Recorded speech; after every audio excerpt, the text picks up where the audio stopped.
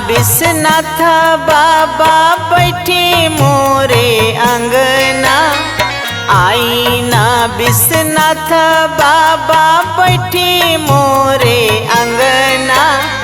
बेटा के बियाह ठननी पूरन करी कामना।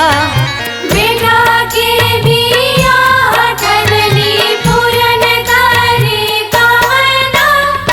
आईना गौरा मैया बैठी मोरे अंगना। आईना गौरा मैया बैठी मोरे अंगना। रौरे भरोसे जग पूरन करी कामना। रौरे भरोसे जग पूरन करी कामना।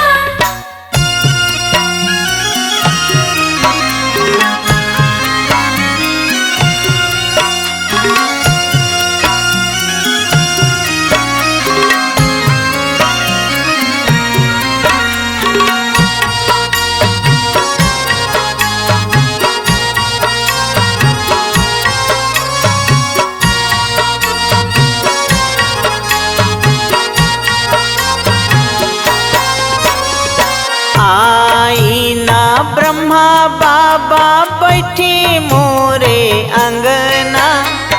आईना ब्रह्मा बाबा बैठी मोरे अंगना। बेटा के बियाह ठननी पूरन करी कामना।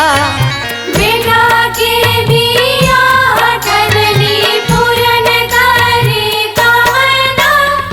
आईना सरस्वती मैया बैठी मोरे अंगना। आईना सरस्वती मैया बैठी मोरे अंगना। रौरे भरोसे जग पूरन करी कामना।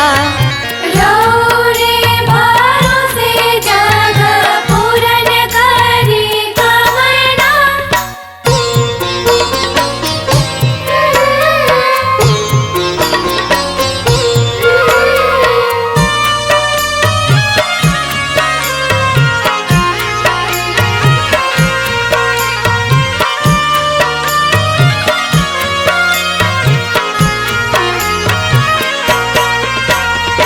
आईना विष्णु बाबा बैठी मोरे अंगना। आईना विष्णु बाबा बैठी मोरे अंगना।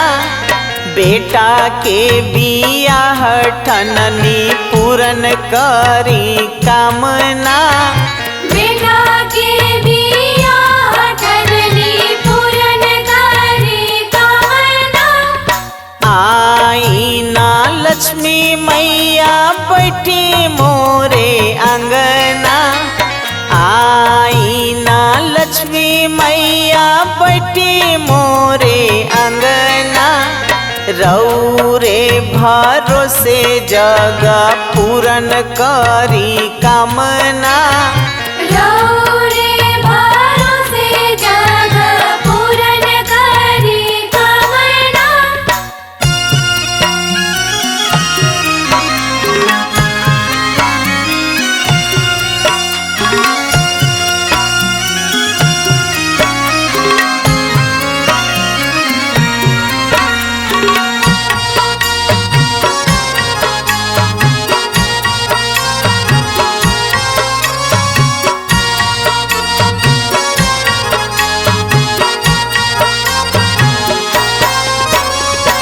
आई सब देवता लोग बैठी मोरे अंगना।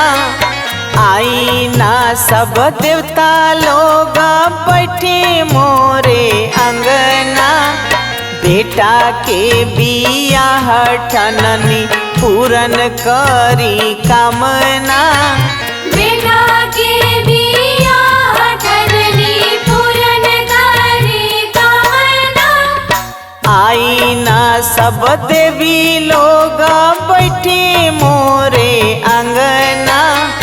आईना सब देवी लोग बैठी मोरे अंगना रौरे भरोसे जग पूरन करी कामना रौरे भरोसे जग पूरन करी कामना